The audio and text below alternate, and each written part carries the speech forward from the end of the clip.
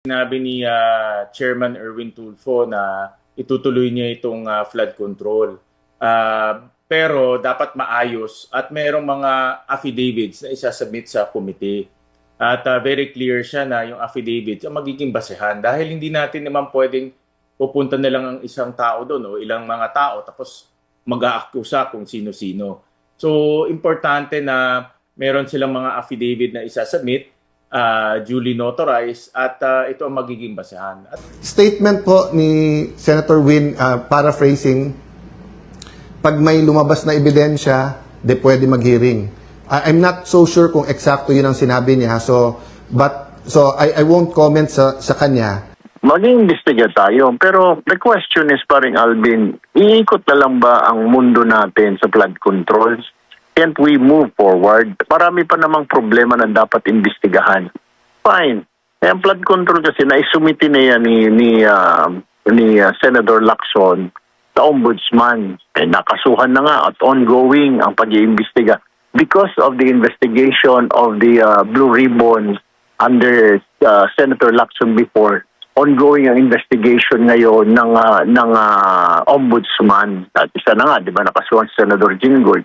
So, and several more others na, so why don't we just wait for the ombudsman? Nasa ombudsman na yung bola eh. Para bang, paring Alvin, ang bola na sa ombudsman na aagawin mo pa ngayon, kakampi mo, magkakampi tayo, aagawin ko para ako ang tumira, ako mag-lay up, ako mag-shoot.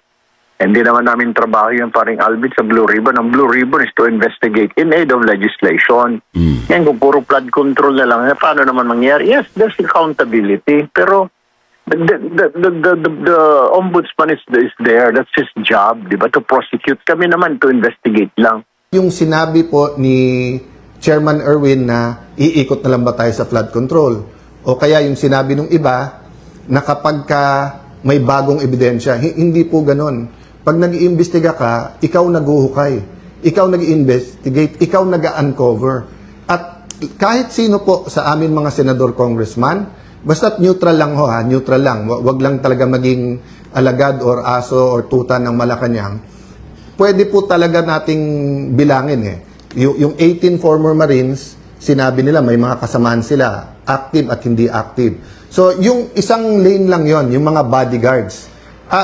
May magandang point yung sinabi sa akin ng isang public official din. Sabi niya, Sen, bakit ba ang daming debate kung may katotohanan o wala? So, hindi pa niya sinasabi kung totoo o hindi yung testimony ng 18 Marines. Sinasabi niya lang, ba't may debate pa kung yung mga former bodyguards or former Marines ay pwedeng mag-deliver o hindi? Eh, si Zaldico na mismo nagsabi na marami siyang pinadeliveran. Di ba? And everyone agrees that former Congressman Zaldico is in the center of this. So, hindi ko pa sinasabi na conclusive siya, mastermind, or kumbaga sa gera, siya ang isa sa pinakamalaking general. But we all agree, whether we believe what he said or hindi, that he's in the center of that. At siya na nagsasabi nga na yung mga nilikom niya ay hindi para sa sarili niya at may mga diniliberan siya. Eh, imposible naman mag-isa siya nag-deliver. So,